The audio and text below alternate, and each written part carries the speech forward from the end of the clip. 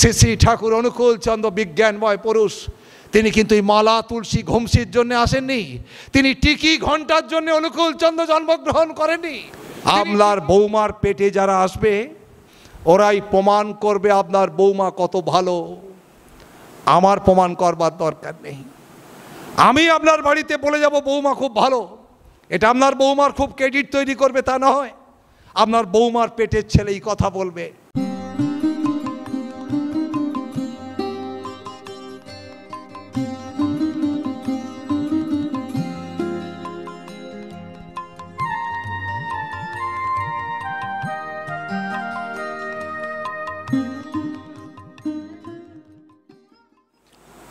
পরম দয়ালের অতুল চরণে আমি আমার প্রণাম নিবেদন করি।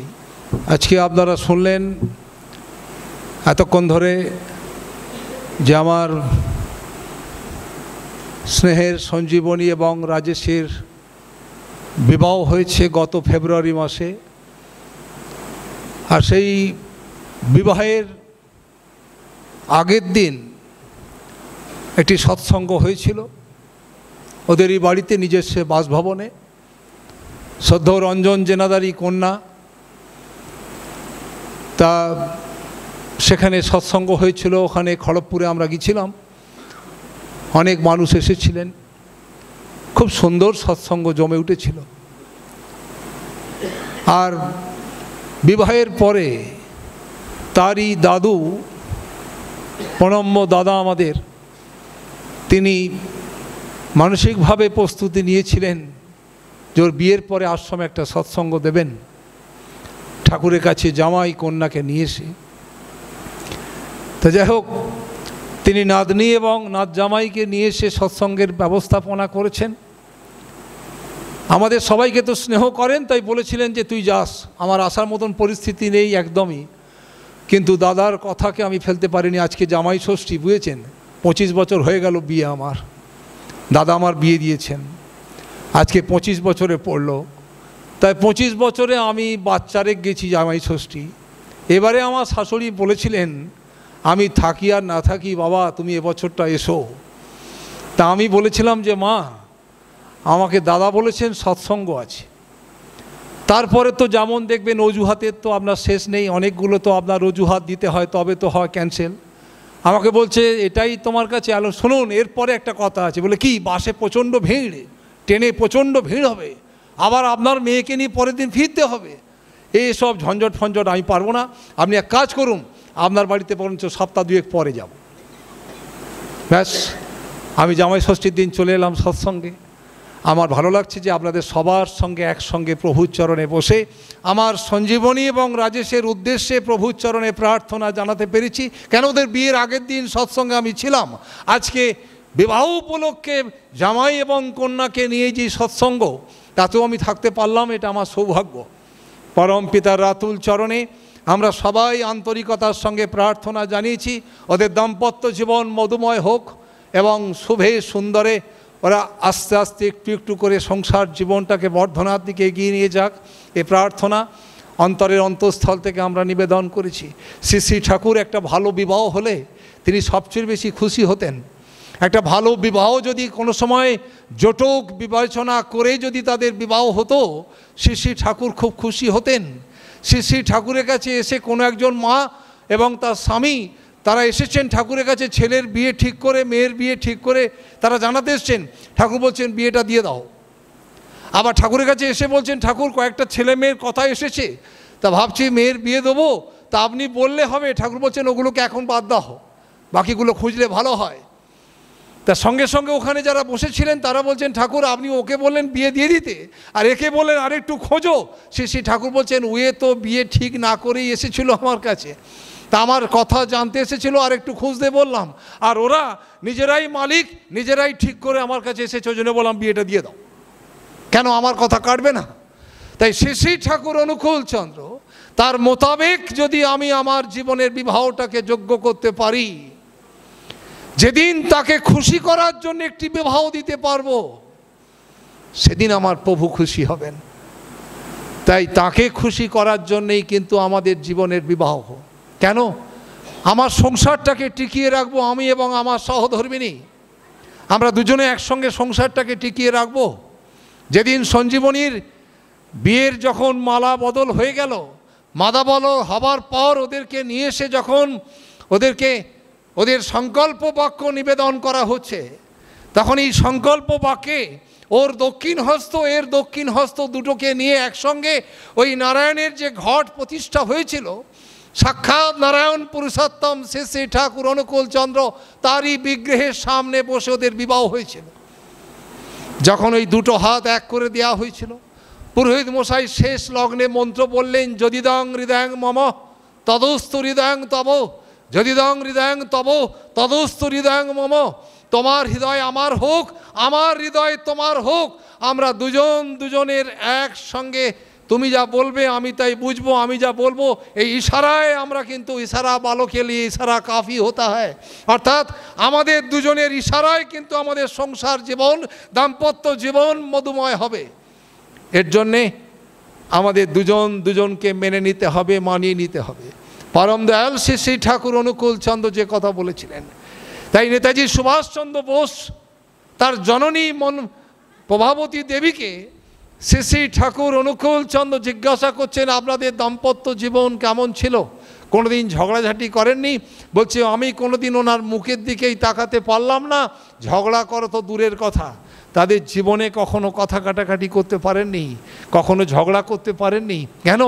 এমন বনিবনা তাদের মধ্যে ছিল, এমন মেনে নেওয়া এবং মানিয়ে নেওয়া তাদের জীবনে ছিল। সর্বোপরি একটি মা তার জীবনে কি অপূর্ব পুরুষোত্তম শ্রী শ্রী ঠাকুর অনুকূল চন্দ্রের কথা কাকে বলবো আজকে? কে শুনবে আজকে? শ্রী শ্রী ঠাকুর অনুকূল চন্দ্র আগামী 500 বছর পর, 1000 বছর পর শ্রী শ্রী ঠাকুর অনুকূল চন্দ্রকে মানুষ মানবে। কেন? যেদিন দেখবে মাছের ডিমের মতন শয়তান জন্মেছে, মাছের ডিমের মতন ছোট লোক জন্মেছে, ভদ্রলোকের আজকে অভাব হয়ে গিয়েছে। আজকে রাস্তায় ঘাটে মাঠে কোথাও দেখবেন না ভদ্রলোক নেই, ভালো লোক নেই, আজকে ছোট লোকের বাস হয়েছে সারা বিশ্বময়। তার মূল কারণ কিন্তু বিবাহ, আর তার মূল কারণ হচ্ছে একজন স্ত্রী এবং একজন স্বামী। হাম ভি মিলিটারি তো তুম ভি মিলিটারি, আমি কি কম জানি নাকি? আমার বাবারও কি কম টাকা নাকি? তুমি বলি, শোনো, তুমি তোমার টাকার গরম আমাকে দেখিও নি, আমারও বাপের অনেক আছে, বুঝেছো? যদি তোমার এখান থেকে চলে যাই, আমার বাবা আমাকে খাওয়াবার হিম্মত রাখে। শ্রী শ্রী ঠাকুর অনুকূল চন্দ্র পঞ্চম খণ্ড আলোচনা প্রসঙ্গে, আমার পৃষ্ঠা মনে নেই কিন্তু খণ্ডটি মনে আছে, আপনাদেরকে কোট করে জানিয়ে দিলাম। শ্রী শ্রী ঠাকুর অনুকূল চন্দ্র তিনি বলছেন, শোনো মা, তোমার শাশুড়ি তোমার গালে একটা চড় মেরেছে, তোমার শাশুড়ি তোমার গালে একটা চড় মেরেছে, 5টা আঙুলের দাগ বসে গেছে তোমার। আর ঠিক সেই মুহূর্তে তোমার মায়ের পেটের ভাই তোমাকে দেখতে এসছে, কড়া নাড়ছে দরজা। শ্রী শ্রী ঠাকুর অনুকূল চন্দ্রের মুখ নিঃসৃত বাণী, দরজায় কড়া নাড়ছে তোমার ভাই। সেদিন তুমি কি করবে? সেদিন তুমি কি করবে? একটি কন্যাকে বলছেন শ্রী শ্রী ঠাকুর অনুকূল চন্দ্র, তিনি একটি মাকে বলছেন শ্রী শ্রী ঠাকুর অনুকূল চন্দ্র, যেখান থেকেই কিন্তু তৈরি হবে হিরণ্যকশিপুর মতন শয়তান। তার গর্ভ, তার কাছ থেকে সন্তান নিচ্ছেন গর্ভে নিকষা। কাকে? প্রহ্লাদের মতন ভক্তকে এই পৃথিবীর বুকে নিয়ে এলেন। আজকে কোটি কোটি মানুষ, 170 কোটি মানুষ প্রায় ভারতবর্ষে অলিখিতভাবে। আজকে দেবতা কোথায়? এই ভারতবর্ষ দেবতার দেশ, 33 কোটি দেবতার দেশ, 33 কোটি মানুষ, 33 কোটি দেবতার মতন চরিত্র ছিল। কেন? তখনকার দিনের বিবাহ বিজ্ঞান এবং তখনকার দিনের একটি মা, তিনি তার জীবনের যে কত রকমভাবে তিনি নিজেকে মানিয়ে নিয়েছেন, মেনে নিয়েছেন, আর তাদের পেট থেকেই কিন্তু ওই অমন্তর দেশপ্রেমিক, অমন্তর ভারতবর্ষের ঋষি প্রেমিক মানুষ কিন্তু এই পৃথিবীর বুকে জন্মগ্রহণ করেছিলেন। শ্রী শ্রী ঠাকুর বলছেন, তোমার ভাই এসে কড়া নাড়ছে, তুমি একদিকের কাপড়টা ঘুমটা দিয়ে দিলে, ভালো করে ঘুমটা দিয়ে চাপা দিলে। তোমার শাশুড়ি তোমাকে মেরেছে, চোখ দিয়ে টস টস করে জল পড়ছে, চোখটা মুছে নিলে। ভাই যখন দেখলে, দরজা খুলেই তোমার ভাই, হাসতে হাসতে তাকে ঘরে নিয়ে এসো, তাকে নিয়ে এসে অতিথি আপ্যায়ন করো, অর্থাৎ তাকে আপ্যায়ন করো। তাকে একটু একটু করে পরের দিন বিদায় যখন দিচ্ছ, সে যেন জানতে না পারে তোমার শাশুড়ি তোমার গালে একটু আগেই 5টা আঙুলের দাগ বসিয়ে দিয়েছিলেন। শ্রী শ্রী ঠাকুর অনুকূল চন্দ্র তিনি বলেছিলেন এই মা এমনতর একটি মা, অর্থাৎ মেনে নেওয়া আর মানিয়ে নেওয়া। আজকে যুগ কিন্তু এই 2025 সাল মেনে নেবে না, আর মেনে যখন নেবে না শয়তানে দেশ ভরে যাবে, মানুষে দেশ কিন্তু ভরে যাবে না। অর্থাৎ মানুষের বড় অভাব দেখা দিয়েছে সারা বিশ্বময়, ছোট লোকে ভরে গিয়েছে সারা পৃথিবী। ট্রেনে চাপলে, বাসে চাপলে, বাজারে গেলে, হাটে গেলে দেখবেন সর্বত্র খালি ছোট লোকে ভর্তি। ভদ্রলোক কোথায়? ভদ্রলোক জন্মাবে কোথায়? মায়ের পেটে। ভদ্রলোক জন্মগ্রহণ করবে মায়ের কাছে গো, মায়ের কাছে ছাড়া সম্ভব নয়। পুরুষ শত চেষ্টা করলেও কিন্তু তার পেটে একটা সন্তান হবে না, যা হবে মায়ের পেটে। তাই শ্রী শ্রী ঠাকুর অনুকূল চন্দ্র বলছেন একটি মা তার কি কম জীবনের স্যাক্রিফাইস থাকে নাকি? একটি মা তার জীবনের কত রকমভাবে তিনি কিন্তু সংসারটাকে রক্ষা করছেন, সবাইকে রক্ষা করছেন। শ্বশুরকে তার ছেলের মতন করে, শাশুড়িকে তার মেয়ের মতন করে তিনি তার পরিবার জীবনে সংসার জীবন অতিবাহিত করছেন। কি অপূর্ব একটা সংসারকে সাজিয়ে তোলবার জন্যে একটি রমণী, অর্থাৎ একটি মা, একটি নারী পুরুষোত্তম শ্রী শ্রী ঠাকুর অনুকূল চন্দ্রের চাহিদা অনুযায়ী। তাই ঠাকুরকে বলছেন ঠাকুর সহধর্মিণী, মনোবিত্তানুসারিণী। এই যে এতগুলো আর্টিকেল একটি মাকে দেয়া হয়, শ্রী শ্রী ঠাকুর বলছেন আমার মনে হয় ওর মধ্যে সবচেয়ে ভালো কথাটি হচ্ছে মনোবিত্তানুসারিণী, অর্থাৎ মনের মতন করে অনুসরণ করতে করতে সংসারটিকে করা। শ্রী শ্রী ঠাকুর অনুকূল চন্দ্র তিনি এমন করেই আমাদের জীবনকে চেয়েছিলেন। আমার সঞ্জীবনী এবং রাজেশের মধ্যে থেকেই কিন্তু সংসারটা বাড়বে বলেই সঞ্জীবনীকে বিবাহ করতে এসেছিল রাজেশ। ও কিন্তু ওকে বিয়ে গিয়েছে সঙ্গে করে। শ্রী শ্রী ঠাকুর অনুকূল চন্দ্র তিনি ওলট পালট করে দিলেন আমাদের বিবাহ বিজ্ঞানকে।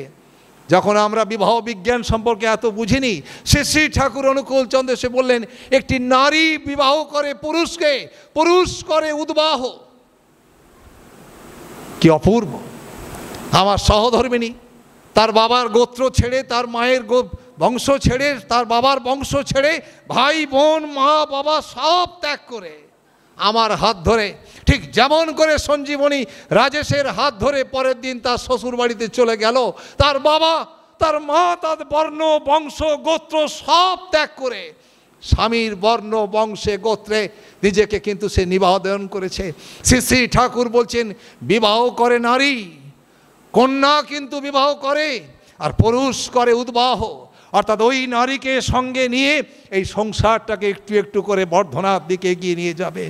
শ্রী শ্রী ঠাকুরের কাছে গিয়েছেন নবদম্পতি, তারা গিয়ে ঠাকুরকে প্রণাম করতে গিয়েছেন, ঠিক যেমন করে আজকে ওদের উদ্দেশ্যে সৎসঙ্গ হচ্ছে। শ্রী শ্রী ঠাকুরের চরণে আমার জীবন্ত গুরু পুরুষোত্তম তারই চরণে আজকে সঞ্জীবনী এবং রাজেশের উদ্দেশ্যে সৎসঙ্গ নিবেদন হয়েছে। সেদিনও শ্রী শ্রী ঠাকুর অমন করেই বসে আছেন। এক নবদম্পতি তাদেরকে তার মা এবং বাবার সঙ্গে করে নিয়ে গেছেন, আশ্রমে গিয়ে ঠাকুরকে প্রণাম করতে গিয়েছেন। যখন ঠাকুরকে প্রণাম করতে গিয়েছেন, শ্রী শ্রী ঠাকুর মাটিকে বলছেন ওমা আমাকে একটা ভালো ছাওয়াল ভিক্ষে দিতে পারিস? ভিখিরির মতন বলছেন আমাকে একটা ভালো ছাওয়াল ভিক্ষে করে দিতে পারিস? এ দেশটা মাটি দিয়ে গড়া নয়, এ দেশটা মানুষ দিয়ে গড়া, আর মানুষ কিন্তু জন্মাবে মায়ের পেটে। এজন্যই মায়ের কেশ বেশ বোধ ব্যবহার এই চার নারীর অলঙ্কার। শ্রী শ্রী ঠাকুর অনুকূল চন্দ্র বলছেন বুনো রামদাস তার সহধর্মিণী তিনি গঙ্গার ঘাটে চান করতে নেমেছেন, এদিকে বড়লাট তার স্ত্রী কিন্তু তিনি এসেছেন চান করতে। তিনি যখন চান করতে এসেছেন তিনি বলছেন ঘাট থেকে উঠতে বলো। বলছেন কে? না বড়লাটের স্ত্রী কিন্তু চান করবেন। বুনো রামদাস স্বামী স্ত্রী বলছেন শোনো আমি এখন উঠতে পারবো না, ওনাকে এক ধার দিয়ে বলো নেবে চান করে চলে যেতে। যখন বলছেন কে সে, তিনি এসে যখন তাকে দেখা দিচ্ছেন আমি কে জানো? আমি বুনো রামদাসের সহধর্মিণী। তা তুমি তোমার একটা হাতে শাখা পলা নেই কেন? বলছে আমার স্বামীর ক্ষমতা নেই আমাকে একটা লাল শাখা পলা কিনে দিতে পারে, আমাকে লাল সুতো পরিয়ে দিয়েছেন তিনি, আর এই লাল সুতো পরেই কিন্তু তোমার স্বামীর মর্যাদা রক্ষা করেছে আমার স্বামী। সেদিন তিনি ভূমিষ্ঠ হয়ে প্রণাম করলেন। শ্রী শ্রী ঠাকুর বলছেন নারী হতো ऐसा, অর্থাৎ স্বামীর ঘরে গিয়ে কোনো ক্লেম নেই তার, স্বামীর ভালোবাসার ভিখারি সেজনা শ্রী ঠাকুর অনুকূল চন্দ্র বললেন। এই নারীর নীতি বইটা একটি মায়ের জীবনের দলিল। শ্রী ঠাকুর ভিখিরির মতন বলছেন, মা আমাকে একটা ভালো ছাওয়াল ভিক্ষে দেবার পারিস, আমাকে একটা ভালো ছাওয়াল ভিক্ষে দিতে পারিস? একটা ভালো ছেলে দেবে কে? একটা ভালো মা উপহার দেবে এই পৃথিবীর বুকে কে? একটি মা। আর সেই মাকে কেমন করে তৈরি হতে হবে? শ্রী ঠাকুর অনুকূল চন্দ্র তার বই পত্র পুঁথি পুস্তক পড়ে দেখুন, তিনি সর্বত্র একই কথা বলছেন, একটি মা যত তার নিজের জীবনকে পরিবর্তন করবে। তাই বলছেন, পুরুষ নষ্টে যায় না রে জাত, নারী নষ্টে জাত কুপকাত। অর্থাৎ নারী যদি পতিত হয়, নারী যদি তার ভাবনায় চিন্তায় চলায় বলায় আদব কায়দায় যদি নিজেকে নিজে একটু একটু করে যদি পতিত করে ফেলে, তার গর্ভে সুসন্তান হওয়ার সম্ভাবনা নেই। এজন্যই দেখবেন আমাদের বিবাহতে কি বলা হয়েছে, আমাদের বিবাহেতে যখন ওই সঞ্জীবনী এবং রাজেশের যখন শুভদৃষ্টি হচ্ছে, আজকে শুভদৃষ্টি আমাদের আনন্দ ফুর্তির দিন হয়েছে, আজকে শুভদৃষ্টি আমাদের সবার কাছে আনন্দ এবং ফুর্তি। কোণে বলো না ছেলে বলো, ছেলে বলো না কোণে বলো, এই মজা করি আজকে আমরা। কিন্তু শ্রী ঠাকুর অনুকূল চন্দ্র বলছেন, আমাদের ভারতীয় সংস্কৃতি, আর্য সংস্কৃতির মধ্যে বিবাহ বিজ্ঞানের মধ্যে শুভদৃষ্টির কথা আছে, যা কিন্তু কোনো জাতির মধ্যে নেই। হিন্দু সনাতন ধর্মের প্রকৃতভাবে বিবাহ বিজ্ঞানকে তিনি এমন করে ব্যাখ্যা করে করে বলছেন, কি সুন্দর করে কি বলছেন। আজকে পুরোহিত বিবাহ দিলেন, তিনি বলছেন যান নিয়ে গিয়ে এবার আপনি শুভদৃষ্টি করে দিন। পুরোহিত তার মানে জানেনি, পুরোহিত তার মানে বোঝেনি, পুরোহিত দক্ষিণার দিকে তাকিয়ে রয়েছে, কত করে দক্ষিণা দেবে, যজমান নিয়ে বাড়ি চলে যাব। শ্রী ঠাকুর অনুকূল চন্দ্র বলছেন, যখন শুভদৃষ্টি হবে তখন কেউ থাকবে না, অন্ধকারের মধ্যে শুভদৃষ্টি হবে, ছোট্ট একটা প্রদীপ টিম টিম করে জ্বলবে। আর সেই ছোট্ট একটা প্রদীপ টিম টিম করে জ্বলবে, ওখানে থাকবে বর এবং কনে, আর কেউ থাকবে না। কেন? শ্রী ঠাকুর অনুকূল চন্দ্র বিজ্ঞানময় পুরুষ, তিনি কিন্তু এই মালা তুলসী ঘুমসির জন্য আসেননি, তিনি টিকি ঘন্টার জন্য অনুকূল চন্দ্র জন্মগ্রহণ করেননি, তিনি টিকি রাখার জন্য, ঘন্টা বাজাবার জন্য, আরতি করবার জন্য শ্রী ঠাকুর অনুকূল চন্দ্র এই পৃথিবীতে আসেননি। তিনি কি বলছেন? তিনি বলছেন, একটি মা তিনি যদি অনেকগুলো পুরুষের ছাপ তার মস্তিষ্ক মধ্যে নেন, সেই মস্তিষ্কের মধ্যে যে ছাপ তিনি নেবেন, ওই ছাপ গিয়ে তার ডিম্বকোষের মধ্যে কিন্তু ইমপ্রেসড হবে। কি অপূর্ব! তার মধ্যে থেকে যে সন্তান জন্মগ্রহণ করবে এই পৃথিবীর বুকে, সে সন্তান কখনো মাতৃভক্ত পিতৃভক্ত হবে না, সে সন্তান কখনো দেশভক্ত পরায়ণ হবে না, সে দেশত্রয়ী হতে পারে, অমানুষ হতে পারে, ছোট লোক হতে পারে, ভদ্রলোক কখনো জন্মাতে পারে না। তাই শুভদৃষ্টি কিন্তু তখনকার দিনের একমাত্র পথ। তাই দেখবেন আগেকার দিনে নারীকে কিন্তু রোজ একটা করে পাত্র দেখতে আসছে, রোজ তাকে দেখে চলে যাচ্ছে, এটা শ্রী ঠাকুর কোথাও অ্যালাউ করেননি। ঠাকুর বলছেন, আমার মেয়ে কিন্তু আলু পটল নয়, সবাই মিলে একবার করে টিপে রেখে দিয়ে চলে যাবে তা নয়, সবাই মিলে একবার করে ভালো করে আনাজগুলো টিপছে, এটা নেবো না ওটা নেবো, ওটা নেবো না সেটা নেবো। তাই একটা কন্যাকে যদি পর পর অনেকগুলো পাত্র দেখতে আসে, সেখানেও কিন্তু ক্ষতিকর। কেন? শ্রী ঠাকুর বলছেন, তার মস্তিষ্কের মধ্যে অতগুলো পুরুষের ছাপ কিন্তু তুমি ফেলে দিলে বাবা হয়ে, মা হয়ে। কেন? তুমিও কিন্তু বাজারে বিক্রি করবে, কোথায় কিনবে কোথায়, সেই নিয়ে তুমিও ভাবছো। সঠিক বিবাহ কিন্তু দেবার জন্য তুমি প্রস্তুত নয়, তুমি তোমাকে এমন করে তৈরি করতে পারোনি। তাই শুভদৃষ্টির সময় রাজেশ এবং সঞ্জীবনী দুজন দুজনকে দেখছে, একজন স্ত্রী একজন পুরুষ, একজন বর এবং একজন কন্যা, দুজন দুজনকে দেখছে। চোখ খুলেই মেয়ে চোখ খুলে দেখার পর, কন্যা তার চোখ থেকে পান সরিয়ে দেবার পর সরাসরি তার স্বামীর দিকে তাকিয়ে দেখছে, আমার বাবা এর সঙ্গে আমাকে বিবাহ দিয়েছেন, একে আমাকে বিবাহ করবার জন্য নিযুক্ত করেছেন আমার বাবা, একে আমার বর বলে, আমার স্বামী বলে নির্দিষ্ট করেছেন আমার বাবার মা, একেই বিবাহ করতে হবে, এরই সন্তানের মা হতে হবে, একে হাত ধরে সংসারটাকে একটু একটু করে বাড়াতে হবে। কন্যা এমন করেই শুভদৃষ্টি দিচ্ছে, আর বর তার স্ত্রীর দিকে তাকিয়ে ঠিক অমন করেই দুটো চোখ দিয়ে তাকে বলছে, তুমি আমাকে মেনে নেবে, আমি তোমাকে মানিয়ে নেব, আর এই মেনে নেওয়ার মানিয়ে নেওয়ার মধ্যেই আমরা একটু একটু করে আমাদের সংসারটাকে স্বর্গ সুখ নির্মাণ করে দেব। শ্রী শ্রী ঠাকুর একে বিবাহ বলেছিলেন। আর ঠিক এর মধ্য দিয়েই একটি মা তাকে অতটাই অমন করে, কি অপূর্ব করে ঠাকুরকে জিজ্ঞেস করছেন, ঠাকুর এত শাড়ি, এত গয়নার বাহার, আজকে বলছে এত ভরি গয়না, এত ভরি সোনা দিতে হবে। শ্রী শ্রী ঠাকুর তিনি একটি কথাই বললেন, একটি বাণী দিলেন, কেশ, বেশ, বোধ, ব্যবহার, এই 4 নারীর অলঙ্কার।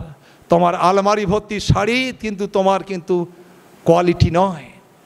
কদিন আগে আমার এক যজমানের বিবাহ হয়েছে, আর বিবাহ হবার পর আমাকে রোজ একবার করে ফোন করছে, দাদা আপনি একবার এসে বৌমাকে দেখে যাবেন না, দাদা আপনি একবার এসে বৌমাকে দেখে যাবেন না, একবার আসুন না একটু বৌমাকে দেখে যাবেন। তা আমি হঠাৎ করে একদিন ভাবলাম যে অনেক দিন ধরে বলছে যাই, গেলে একটু দক্ষিণা প্রণামীও পাবো, নতুন বউ একটু দক্ষিণা প্রণামী দেবে, বাউল লোক তো দক্ষিণার প্রতি খুব লোভ। তা ভাবলাম যে চলে যাই ওদের বাড়িতে। তো ওদিক দিয়ে বাইক নিয়ে যাচ্ছিলাম, হঠাৎ করে ঢুকে পড়লাম, বাড়ির মা আমাকে খিল খুলে দিলেন। তা খিল খুলে দিচ্ছেন আমার হেলমেট, তার বলছে ও আপনি, ও আশিস দা জয়গুরু। হেলমেটটা খোলার পরই বলছে ভেতরে আসুন। তা যখন ভেতরে ঢুকলাম, ভেতরে ঢোকার পরই বলছেন ওই সোফায় বসুন, ওই সোফায় বসুন, মানে ওটা তার ছেলে বাপের বাড়ি থেকে, শ্বশুর বাড়ি থেকে দিয়েছে আর কি। তা সোফাটা খুব দামি সোফা। তা সোফাতে যখন বসলাম আমি দেড় হাত ঢুকে গেলাম ভেতর দিকে, বুঝেছেন। তা দেড় হাত যখন ঢুকে গেলাম, বাবার জন্মে কোনো এরকম সোফায় বসিনি, খুব হাই স্প্রিং করছে এবং বারবার লাফাচ্ছে।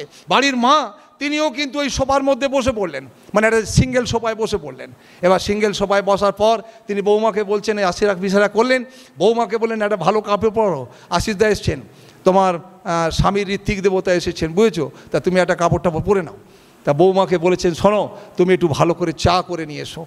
তা বৌমা চা করে নিয়ে আসছে, আর দেখছে 6 ফুট 1 ইঞ্চি লম্বা লোক, তা নতুন লোক আমাকে দেখেছে, বৌমা কাপটা নিয়ে আসছে, সারা করে কাঁপছে কাপটা, নিয়ে এসে আমার সামনে বসিয়েছে। আমি বৌমাকে বললাম বৌমা তোমার বাপের দেওয়ার সোফায় বসে পড়ো। পাশে সিঙ্গেল সোফায় বৌমাকে বসিয়ে দিলাম, বৌমা ওখানে বসে পড়লো। বসার পর এবার আমাকে গিন্নিমা বলছেন, আমি যখন চায়ে 2বার চুমুক দিয়েছি, একটা বিস্কুট খেয়েছি, এবার বাড়ির মা সুযোগ নিয়ে নিয়েছেন, কেন বিস্কুট খাওয়া হয়ে গেছে, চা খাওয়া হয়ে গেছে, এবার তো মন্তব্য দিতেই হবে। আমাকে বলছেন আশিসদা কীরকম বৌমা দেখলেন? আলো আপনার বৌমাকে কেমন দেখলাম 26 বছর পরে বলবো। যাই বলেছি, ভদ্রমহিলা আমাকে সঙ্গে সঙ্গে বলছে আপনার মামা বলতো জগদ্দা যে আমার ভাগনা খুব পোত পাকা। সত্যিই আপনি পোত পাকা। কেন আজকে আমার বৌমাকে দেখছেন, 26 বছর পরে বলবেন আমার বৌমাকে কেমন দেখতে? আলো হ্যাঁ, আমার গুরু শ্রী শ্রী ঠাকুর অনুকূল চন্দ্র বলছেন আপনার বৌমার পেটের ছেলেই কিন্তু কথা বলবে আপনার বৌমা কত সুন্দর। আপনার বৌমার পেটে যারা আসবে ওরাই প্রমাণ করবে আপনার বৌমা কত ভালো। আমার প্রমাণ করবার দরকার নেই। আমি আপনার বাড়িতে বলে যাব বৌমা খুব ভালো, এটা আপনার বৌমার খুব ক্রেডিট তৈরি করবে তা নয়। আপনার বৌমার পেটের ছেলেই কথা বলবে আপনার ঘরে।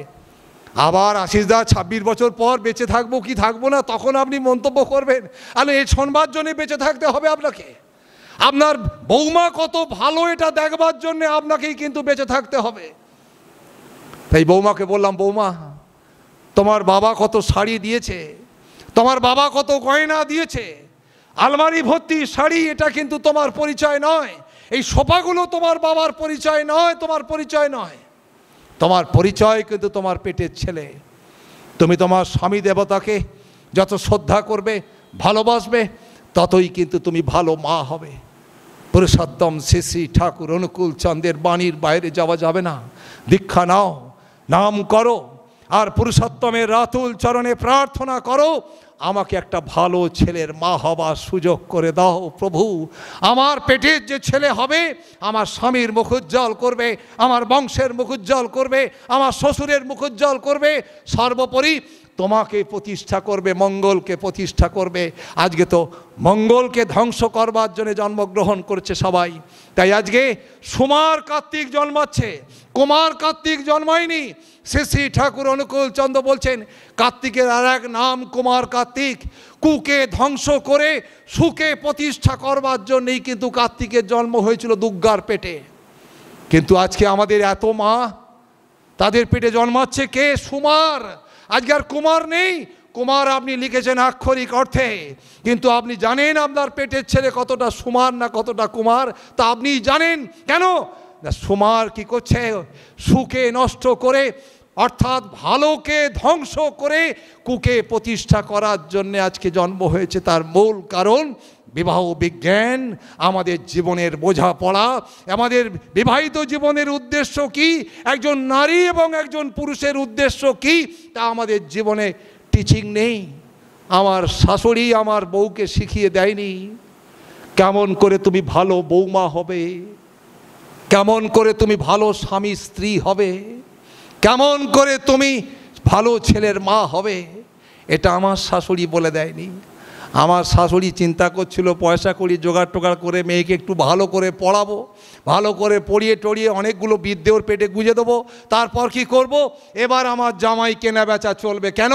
আমার মেয়ে এত দূর পড়েছে, বুঝেছো, আমার মেয়ের জন্য এত খরচা করেছি, বুঝেছো, এগুলো মেয়ের কোয়ালিটি তৈরি করে দিয়েছো, কিন্তু মেয়ে কেমন করে ভালো মা হবে?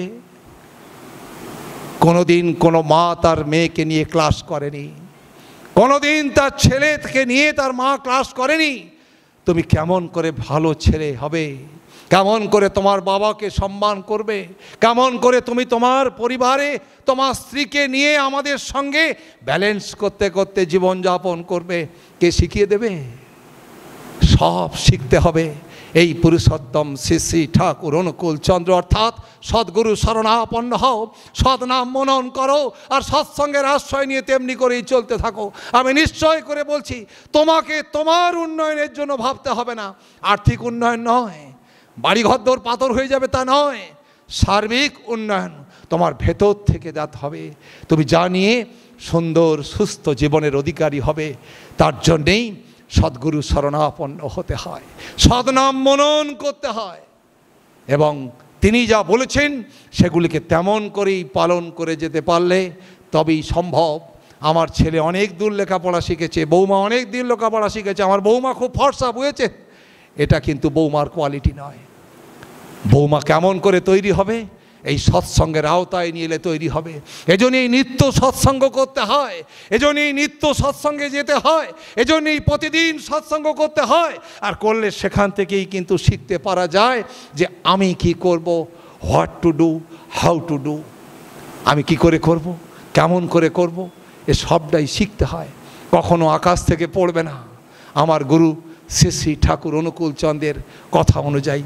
তাই আমার সঞ্জীবনী এবং রাজেশ, ওদের কাছে আমার একান্ত প্রার্থনা, ওদের জীবন যত আলাদা করে একটি তৈরি করতে পারবে। আজকে যখন মুড়ি মিজরি এক দর হয়ে গিয়েছে, তখন শ্রী শ্রী ঠাকুর বলছেন, হয় মুড়ি হও নালে মিজরি হও, হয় চিনির দানা হও নালে মিজরি হও। চিনির দানা মাটিতে পড়লে তাকে ধুলোয় পড়ে গেলে কুড়িয়ে ফেলা যায় না, মিজরির দানা পড়লে কিন্তু তাকে কুড়িয়ে নেওয়া যায়। তাই আমার পরিবার, আমার সঞ্জীবনী এবং রাজেশের পরিবার একটু একটু করে যদি সমাজের থেকে আলাদা না হতে পারি, তাহলে ভদ্রলোক এই পৃথিবীর বুকে আসবে কেমন করে? ছোট লোকের সংখ্যা কমতে থাকবে। তাই শ্রী শ্রী ঠাকুর অনুকূল চন্দ্র তিনি আশাবাদী হয়ে বলেছিলেন, তোমরাই একদিন সত্যযুগ প্রতিষ্ঠা করতে পারবে, তোমরাই একদিন সত্যযুগ প্রতিষ্ঠা করবে, তোমাদের উপর দায় এবং দায়িত্ব। তাই সংসার জীবন বড় কঠিন জীবন, এটা একদম সস্তার জীবন নয়। আমি আমার জীবনে বাবার একমাত্র ছেলে হয়ে আর দুটো দিদি আমার হয়ে, আমার মা এবং বাবাকে নিয়ে, আমার স্ত্রীকে নিয়ে সংসার করতে করতে প্রত্যেকটি মুহূর্তে আমি দেখেছি এর মধ্যে রয়েছে সাধনা, এর মধ্যে রয়েছে তপস্যা, এর মধ্যে রয়েছে অন্যতম ধ্যান, এবং এর মধ্যে রয়েছে কঠিন ইষ্টপ্রাণতা না থাকলে এমন করে সংসারকে নিয়ে হাসি খুশিভাবে চলা যায় না। আমার বাবা নার্সিংহোমে ভর্তি, আমি নর্থ বেঙ্গলে উৎসব করতে গিয়েছি, আমাকে ফোন করেছে নার্সিংহোম থেকে, আপনার বাবা সচিন ভট্টাচার্য জানো? হ্যাঁ, তখন আমার বাড়িতে একটাও ফোন নেই, একটাই মাত্র ফোন সদ্য দাদা তিনি আমাকে দিয়েছিলেন 1100 মডেলের একটা ফোন, আর সেই ফোনেতে আমাকে ফোন করছে নার্সিংহোম থেকে, ফোন করে বলছে আপনার নাম আশিস ভট্টাচার্য জানো? হ্যাঁ। আপনার বাবা সচিন ভট্টাচার্য জানো? হ্যাঁ। বলছে আপনার বাবা ভোরবেলা বেডময় পায়খানা করে ভর্তি করে দিয়েছেন পরিষ্কার করবার জন্যে, আপনি এখনই বাড়ি থেকে এসে পরিষ্কার করুন। আমিও ভোরবেলা আমার স্ত্রীকে ফোন করব কোথায়, পাশের বাড়িতে ফোন করেছি ভোর 4টের সময়, ফোন করে বললাম আপনি একটু খবর দিন আমার বাড়িতে। আমার সহধর্মিনীকে খবর দেওয়ার পর ও গিয়ে ফোনটা ধরে, ওই ফোনটা ধরার পর আমি ওকে বলছি, শোনো বাবা কিন্তু বিছনাপত্র সব নোংরা করে ফেলেছে, তুমি যত তাড়াতাড়ি পারো একবার যাও। সেদিন বাংলা বন্ধ, সেদিন বাংলা বন্ধ, আমার স্ত্রীকে আমি একটা সেকেন্ড হ্যান্ড লেডিস সাইকেল কিনে দিয়েছিলাম, আর সেই লেডিস সাইকেলটা এখনও বাড়িতে আছে। এখন কিন্তু আর চাপে না, একটু শরীরটা ভারী বলে। আমার মেয়ে চাপে, আমার ছেলে চাপে। তো ওই সাইকেলটা নিয়ে ওই বন্ধের দিন ভোর 5টার সময় অন্ধকারে একা চলে গেছে নার্সিংহোমে, গিয়ে বাবাকে পরিষ্কার করেছে। একটা ল্যান্ডফোন থেকে আমাকে ফোন করছে, বুথ থেকে, তুমি একদম নিশ্চিন্তে ঠাকুরের কাজ করো। আমি বাবাকে পরিষ্কার করে দিয়ে সমস্ত কেচে কুচে ছাদতলার ওপর মেলে দিয়ে বাবাকে হরলিক্স খাইয়ে দিয়ে আমি ডাক্তারকে বলে তবে চলে এসেছি। আমি একটু পরেই বাবার জন্য দুটো হালকা রুটি একটু আলু চচ্চড়ি করে নিয়ে বাবাকে খাওয়াতে যাব। তুমি একদম নিশ্চিন্তে ঠাকুরের উৎসব করো। ঠিক এমন করেই আমি আজকে বলছি, এ কারণেই আমার সহধর্মিনীর জন্য প্রচার করবার জন্য নয়, আমার গুরু শ্রী শ্রী ঠাকুর অনুকূলচন্দ্র চেয়েছিলেন ঠিক এমন করেই যদি একটা একটা করে আলাদা করে আমরা যদি আমাদের জীবনকে বহন করতে না পারি, তাহলে কে দেবে তাকে ভালো ছাহাল উপহার, কে দেবে তাকে ভালো ছেলে উপহার? যাদের ওপর দাঁড়িয়ে আজকে এই সৎসঙ্গ সমাজ টিকবে, আমার পরিবারে আমার সৎসঙ্গ টিকবে কার ওপরে? আমার স্ত্রীর গর্ভে জাত সন্তানদের ওপর দাঁড়িয়ে থাকবে আমার গুরুর আন্দোলন, আমার ঠাকুরের আন্দোলন। আমার গুরু বলেছিলেন, আমি তোমারই কাছে বেঁচে থাকতে চাই, তোমাদের বংশে বংশ পরম্পরায় বেঁচে থাকতে চাই। কেমন করে বাঁচবেন?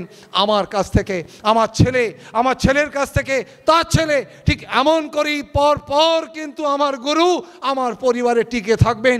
আর টিকে থেকে কি করবেন? আমাদের পরিবারটিকে নিরাপত্তা দেবেন। আর আমাদের ভাবতার কোনো কারণ নেই, তিনি আছেন আমাদের সঙ্গে, তিনি থাকবেন আমাদের সঙ্গে। ভালো থাকবেন সবাই, মঙ্গল হোক সবার।